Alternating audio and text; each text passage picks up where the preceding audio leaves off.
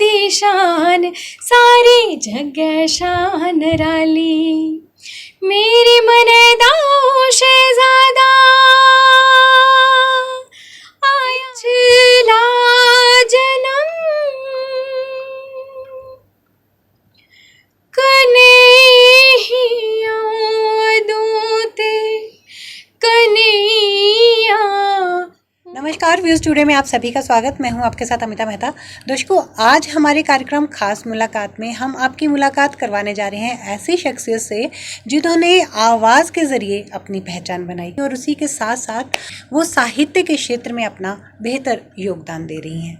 जी हाँ, मैं बात कर रही हूँ रीटा खड़याल जी की, जो कि एक गायिका तो हैं। गायिका के तौर पे उन्होंने अपनी पहचान बनाई। डिवोशनल सॉन्ग कंपटीशन में उन्होंने बहुत सी उपलब्धियां हासिल की। अभी उनके बारे में मैं बता दूं, वो इस समय academy of art culture and languages में हिंदी की कार्यकारी संपादक के तौर पर शिराजा पत्रिका के लिए कार्य कर रही हैं, अपनी सेवाएं दे रही हैं। तो रीटा जी, व्यूज़ टुडे में आपका बहुत बहुत स्वागत।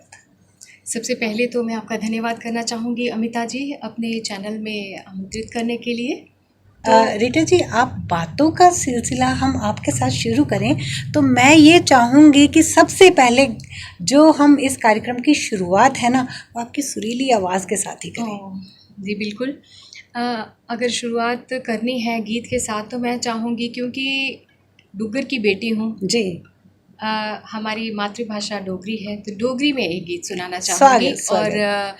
और मेरा वो हमेशा ही मेरा बहुत ही फेवरेट गीत रहा है, जिसे लिखा है पद्मश्री श्रीमती पद्मा सचदेव जी ने। जी, जी, जी। और पिछले दिनों में उनकी देहावसान भी हुआ है, तो मैं चाहूँगी इसी उनके लिखे हुए गीत के माध्यम से श्रद्धांजलि भी हो जाएगी उनको। जी। निकड़े फंगड़ू उच्ची उड़ान, जाइए थमना किन्या शमान, चाननिया गले किन्या लानिया, ससुन नानू दे झूठे बयान, निंदी मुंडे करी सुने जान, झूठिया रमजा किया सैनिया।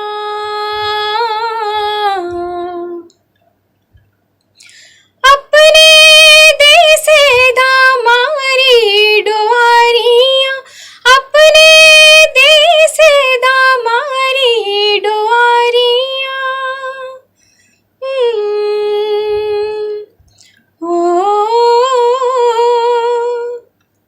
बिछड़े आई आतियाँ कुआरियाँ, बिछड़े आई आतियाँ कुआरियाँ, इत्थे नीले तरे तत्ते मदान, बूटे कन्ने नेयो जान पछान, ठंडी हवावां किया लैनिया, निकड़े फंगड़ू उच्ची उड़ान, जाइए थमना किया शमान, चाननिया गले किया लानिया। अरे वाह।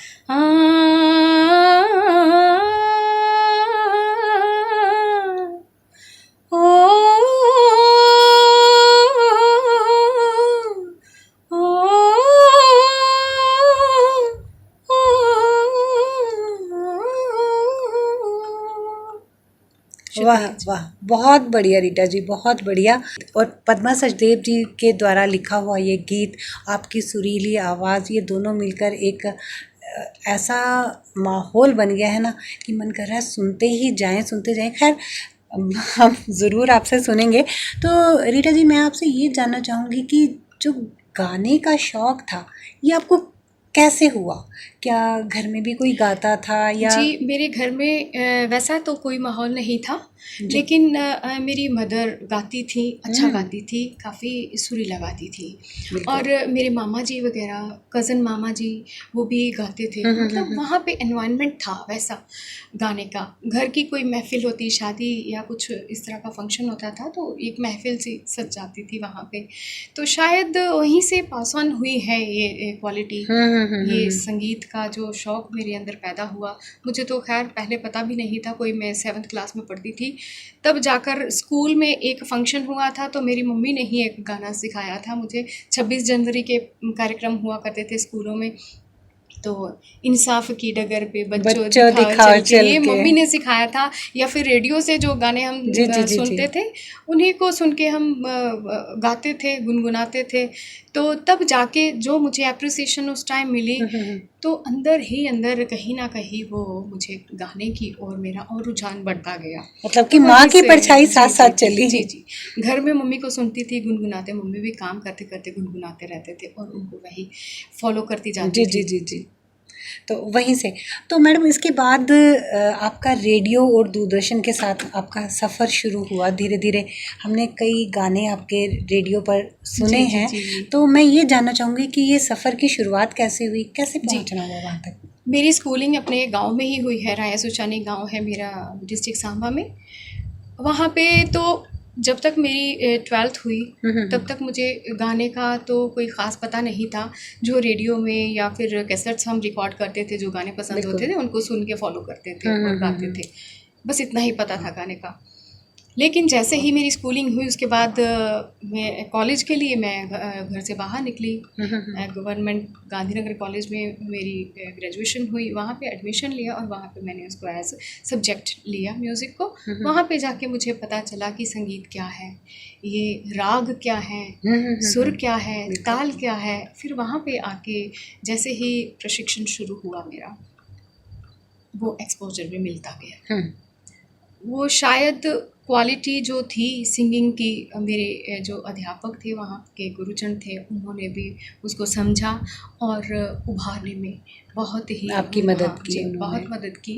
उस टाइम वहाँ पे मैडम थी श्रीमती अनुपमा शर्मा जी, वो सिखाती थी हमें। हमारे डिपार्टमेंट की हेड थी श्रीमती कुसुम शर्मा जी और रवि शर्मा जी वहाँ पे जी जी जी। थे, जिनसे मैं लाइट म्यूज़िक सीखती रही। और वो कहीं पे कार्यक्रम होते थे तो उनके साथ फिर वहाँ पे भी अपनी प्रस्तुति देने में जाती थी। जी, और जी। डिस्प्ले योर टैलेंट होता था, अभी भी होता है। जब यूनिवर्सिटी में डिफरेंट कॉलेजेस की एंट्रीज आती हैं, स्टूडेंट्स पार्टिसिपेट बिल्कुल करते हैं, बिल्कुल। कंपटीशन होता है। और कॉलेज की तरफ से मेरी एंट्री जाती थी लाइट के लिए भी, फोक के लिए भी और क्लासिकल के लिए भी। क्लासिकल जब मुझे शुरू शुरू में पता नहीं था, लेकिन धीरे धीरे जैसे जैसे वो सिखाते गए, फिर क्लासिकल आपने भी में पूरी जी, शिद्दत के साथ उसको पूरी सीखा। शिद्दत के साथ। बहुत ही ज़्यादा पैशन था उस टाइम और एज भी थी वैसी, तो माहौल भी पूरा वैसा मिला, बूस्ट किया सभी ने, एप्रिसिएशंस मिली, तो करते गए। इसी मैडम दौरान इसी दौरान मैं वही आपकी बात काट रही हूँ कि नवरात्रा फेस्टिवल में जाने का भी आपको मौका मिला, वो भी आपने डिवोशनल सॉन्ग कंपटीशन को वो जीता। जी जी तो जी वो क्या उसी के दौरान ही आपको शौक हुआ कि माता की भेंटें भी मैं गाऊं और वहाँ पे मैं पार्टिसिपेट करूं, उसके बारे में भी जी, बताइए। उस टाइम तो ये था कि जहाँ कहाँ भी हमें मौका मिलता था चल पड़ते थे हम। कोई भजन संध्या होती थी, जैसे हमारे रवि सर थे, जहाँ पे भी प्रोग्राम होता था ले जाते थे, हम जाते थे। बिल्कुल। तो all India devotional song competition 1999 में शुरू हुआ था, पहला जो वहाँ पे कंपटीशन हुआ था। तो वहाँ पे तब क्या था, रवि सर के साथ हम ग्रुप, हमारी वहाँ पे एंट्री गई थी। जी जी। एज वहाँ पे ग्रुप हमने पार्टिसिपेट किया था और सेकंड प्राइज़ आया था हमारा तब। फिर वहाँ पे हम ग्रुप में ही जाते रहे, पार्टिसिपेट करते रहे। तो हमारा कभी सेकंड प्राइज़ आता था, कभी थर्ड प्राइज़ आता था। तो उसके साथ साथ ही रेडियो में भी ऑडिशन दिया था। पहले तो युववाणी में गाते थे और हमारी काफ़ी सारे कॉन्सर्ट्स होती थी इवनिंग में, तो वहाँ पे टी.आर. मंगोत्रा जी जी, जी, थे जी। युववाणी के इंचार्ज।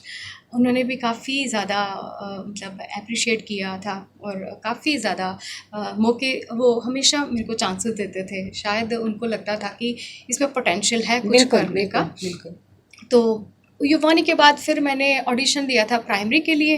फिर प्राइमरी में भी मेरी सिलेक्शन हो गई, तो रेडियो अप्रूव्ड फिर मैं सिंगर का एक जैसे होता है ठप्पा लग जाता है, वो फिर तब से उसके बाद जी। ठप्पा ही नहीं लगा, हम रोज आपके गाए हुए गीत हाँ जी, सुनते काफ़ी थे। सारी रिकॉर्डिंग्स होती रही। बिल्कुल। और जो all India devotional song competition जो मैंने जीता था फाइनली, वो 2005 में मैंने जीता था। वो सोलो मैंने परफॉर्म किया था वहाँ पे। फिर मेरा ना एक काफ़ी गैप पड़ गया, क्योंकि उसके बाद मेरी स्टडीज़, क्योंकि मेरा ज़्यादातर ये था कि साथ साथ में अपना अकेडमिक्स को भी मैं प्रायोरिटी देती बिल्कुल, रही। बिल्कुल। ग्रेजुएशन के बाद मैंने मास्टर्स किया डोगरी में, जम्मू यूनिवर्सिटी में। रेगुलर ही मेरी सारी स्टडीज़ हुई हैं।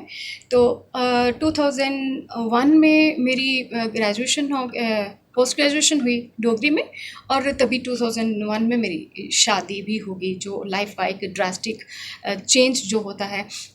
शायद मेरी ये सिंगिंग क्वालिटी ही थी जो मेरे हस्बैंड को अच्छी लगी थी, तो उन्होंने मुझे फिर बहुत ज़्यादा बूस्ट किया। और साथ साथ में समझ लीजिए कि जो चीज़ें मैं शादी से पहले नहीं कर पाई थी इस वो फील्ड आपने में, सारे शौक वो शादी के बाद फिर पॉसिबिलिटीज़ हो गई मेरे मैं लिए। फिर से रीटा जी आऊँगी डिवोशनल सॉन्ग के लिए ही, वही बात करूँगी कि जैसे अब तो बहुत से प्राइज़ दिए जाने लगे हैं, जैसे कि अगर जो भी सॉन्ग कंपटीशन में जो जीत हासिल करता है उसको टी सीरीज़ की तरफ से वो गाने का मौका मिलता है। आपके समय में क्या था, क्या प्राइज़ जी, होते थे उस समय? हमारे टाइम तो वहाँ पे एक तो 1 लाख का गोल्ड, फर्स्ट विनर जो होता है उसको, हाँ, 1 लाख का गोल्ड मिलता था। और जब आपने जीत हासिल की आपको जी, 1 लाख मुझे का 1 गोल्ड लाख का गोल्ड, लेकिन तब वो 7,000 पर 10 ग्राम्स के हिसाब से 15 तोले सोना वैसे मैं मिला। ये जानना चाहूँगी और हमारे दर्शक भी यही जानना चाहेंगे,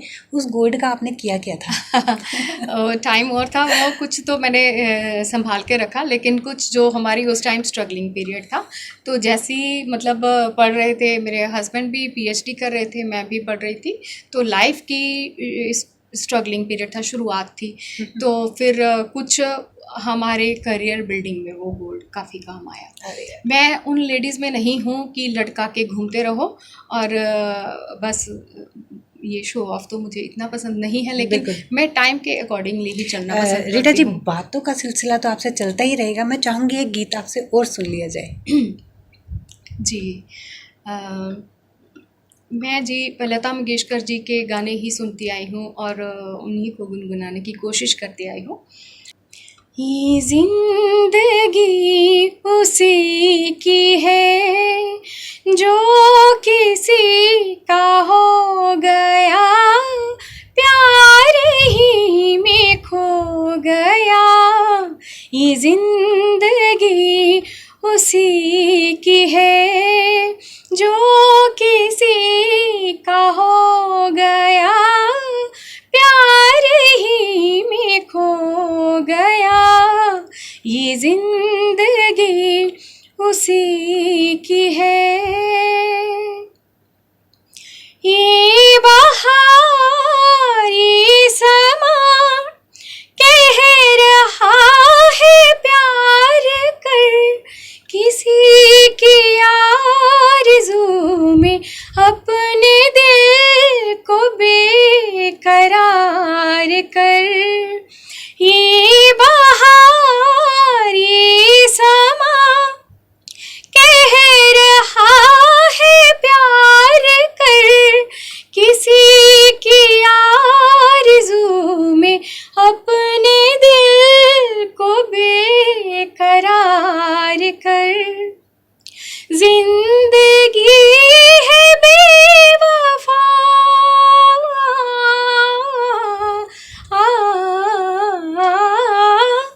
जिंदगी है बेवफा, लूट प्यार का मजा। ये जिंदगी उसी की है जो किसी का हो गया, प्यार ही में खो गया। ये जिंदगी उसी की है। वाह, बहुत खूब रीटा जी।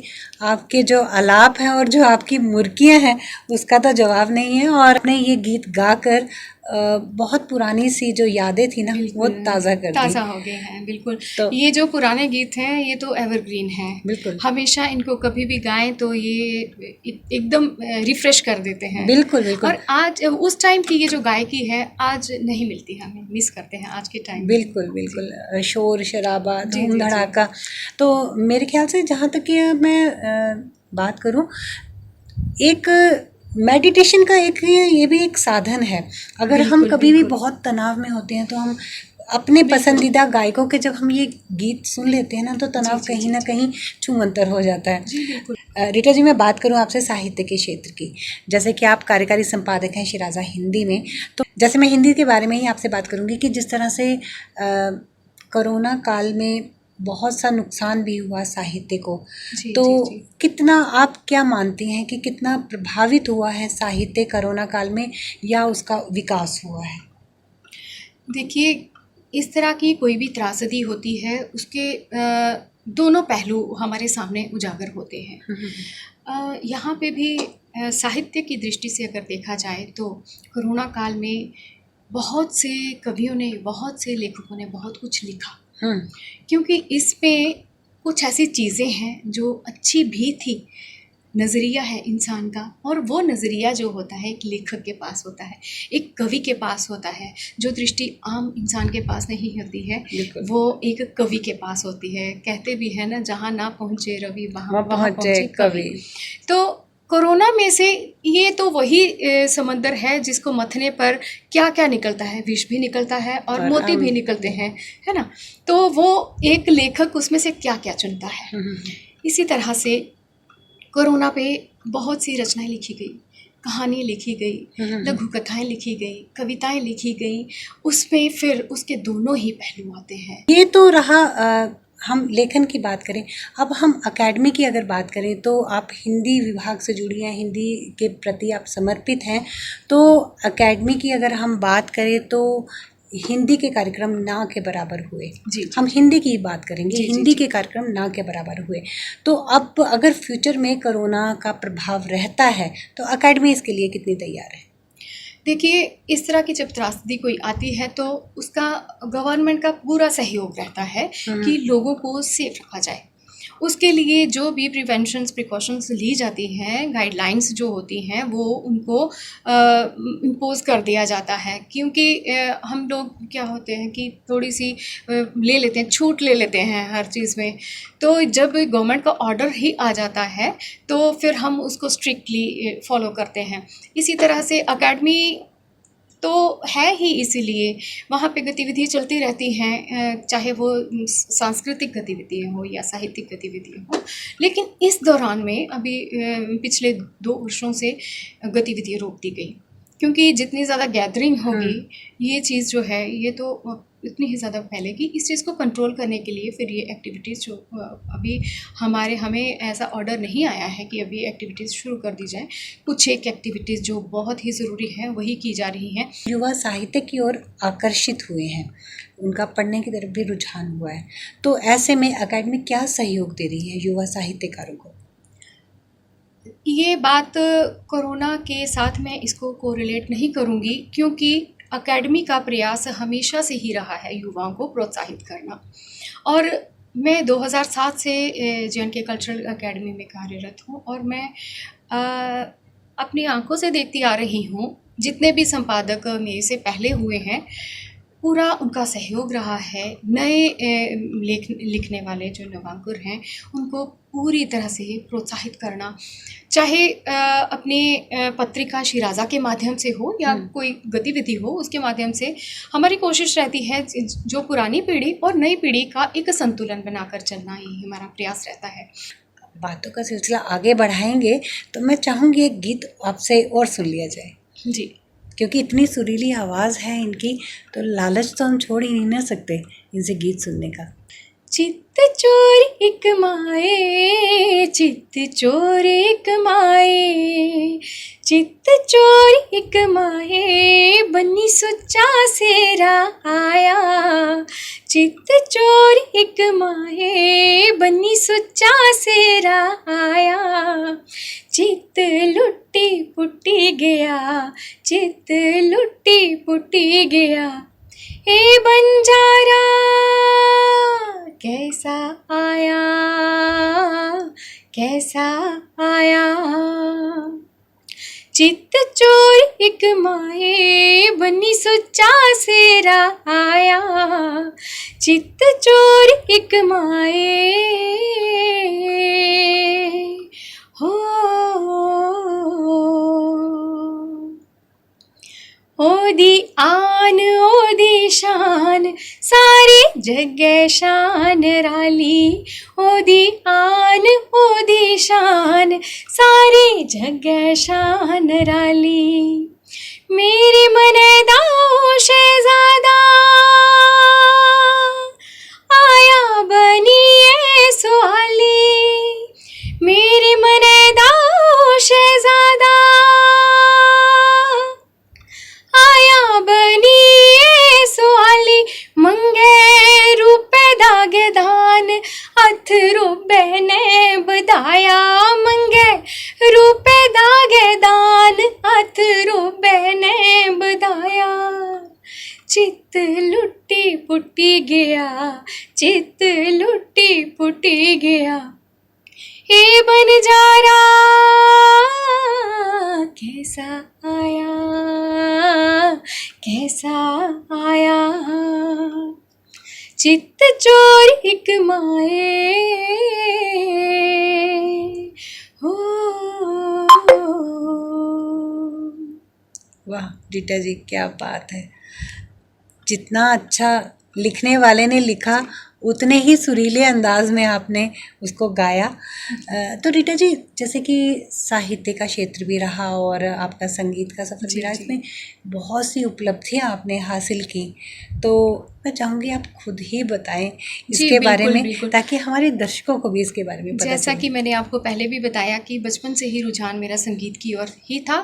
और जैसे मेरी जो स्टडीज़ थी, एकेडमिक्स था, जो ग्रेजुएशन के बाद यहाँ पे जम्मू यूनिवर्सिटी में म्यूज़िक की मास्टर्स डिग्री यहाँ पे करने का कोई प्रोविज़न नहीं था। यहाँ पे सब्जेक्ट नहीं था ये।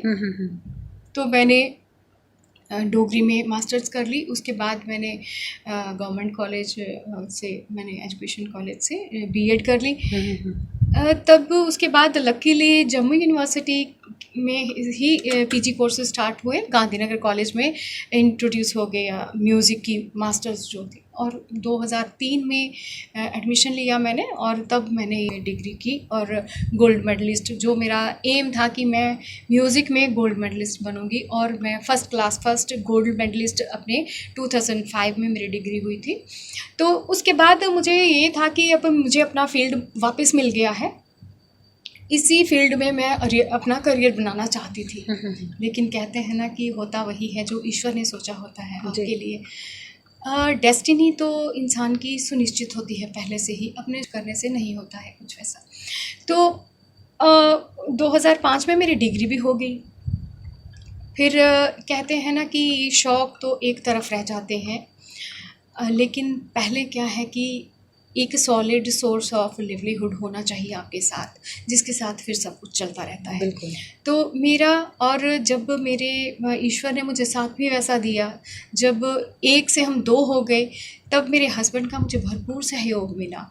और वो शायद उनका विजन थोड़ा ज़्यादा ब्रॉड था। वो उस टाइम पीएचडी कर रहे थे डोगरी डिपार्टमेंट में। तो मेरा जो एक एकेडमिक साइड था, जिस तरह से उन्होंने मुझे गाइड किया, मैं चलती गई, जितनी मेहनत करवाई मैं करती गई। और उसके बाद जो एक मेन था, अभी जॉब का होना बहुत ज़रूरी था। तो छोटे मोटे जॉब्स मैं करती रही। मैंने न्यूज़ एंकरिंग भी की है, मैं डॉक्यूमेंट्रीज़ भी की हैं मैंने। उस टाइम जो मेरे पास एक स्पैन था, जब मेरे पास परमानेंट जॉब नहीं था, तब मैं करती थी प्रोग्राम, म्यूज़िक के प्रोग्राम करती थी।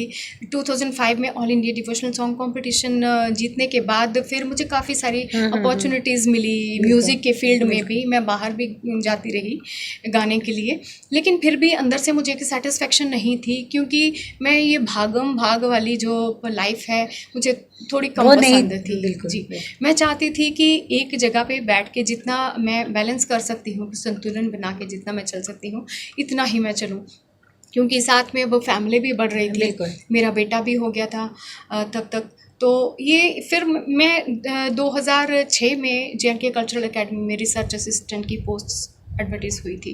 तो वहाँ पे मैंने इंटरव्यू दिया था और मेरी सिलेक्शन वहाँ पे एज ए रिसर्च असिस्टेंट होगी 2007 में। तब से मैं वहीं पे हूँ। मेरी सिलेक्शन हुई थी डिक्शनरी सेक्शन में एज रिसर्च असिस्टेंट।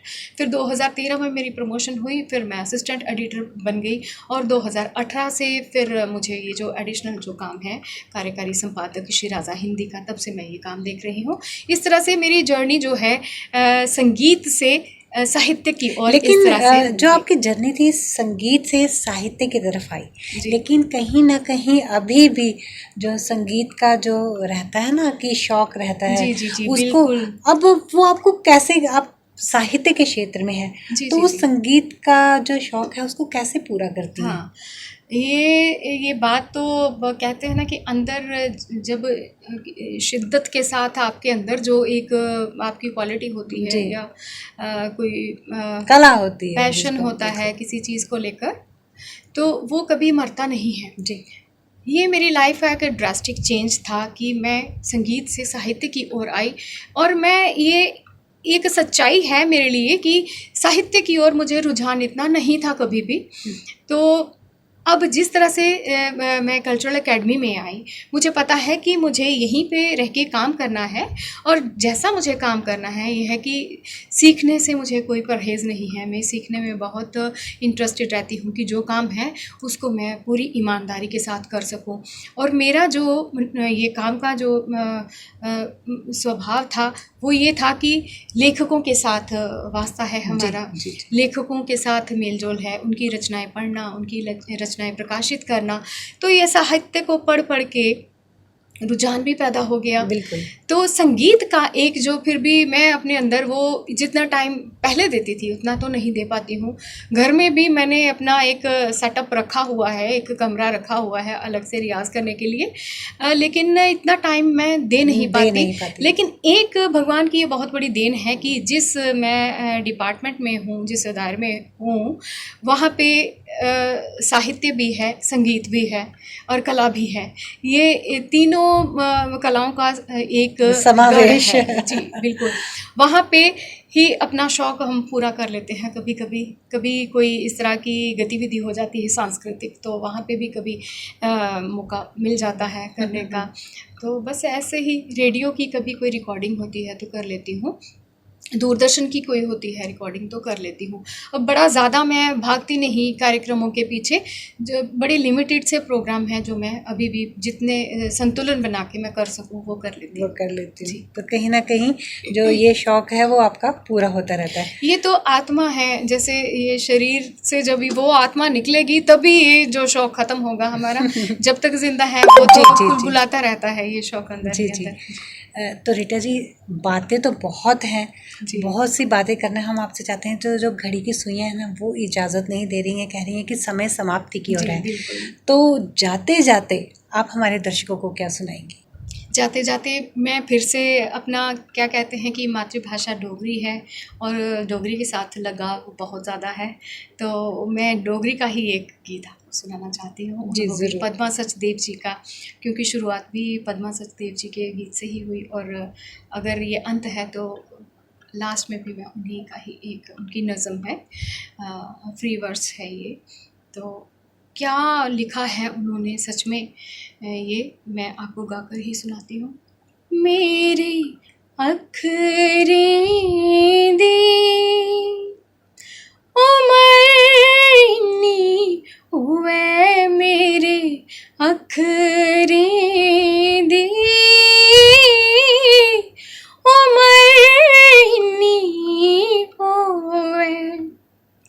जे अगले जन्म आऊं जदूं दुनिया च आवां, जे अगले जन्म आऊं जदूं दुनिया च आवां, तां उ'नें गीत पढ़ां, उं'दे बारे लिखां, चेता करां अपना पिछला जन्म,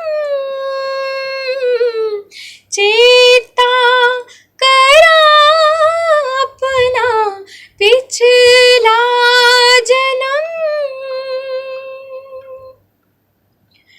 कन्हैया अदों ते कन्हैया हून मेरे अखरें दी, उमर इन्नी होऐ मेरे अखरें दी, उमर इन्नी होऐ। वाह, बहुत खूब। और ये बहुत भावुक करने वाला ये गीत था। और वाकई में सही कहा है कि जो अक्षर हैं, जो शब्द हैं, उनकी उम्र तो बहुत है, इंसान की उम्र नहीं, बहुत कम हो गई है, लेकिन जो पद्मा सचदेव जी हैं अपनी कृतियों के ज़रिए अमर हैं। अमर है, बिल्कुल। तो रीटा जी, आप हमारे कार्यक्रम में आई, अपना कीमती वक्त हम सबको दिया और हमारे दर्शकों को भी आपने अपने बारे में बताया कि किस तरह से आपका रुझान संगीत की तरफ हुआ और अकेडमी ख़ास तौर के युवा लोगों के लिए, युवा बच्चों के लिए क्या कर रही है। तो आप हमारे कार्यक्रम में आई, इसके लिए आपका बहुत बहुत धन्यवाद। तो दर्शकों, आज का कार्यक्रम बस इतना ही। अगले कार्यक्रम में फिर से होगी मुलाकात, तब तक के लिए दीजिए इजाज़त। नमस्कार।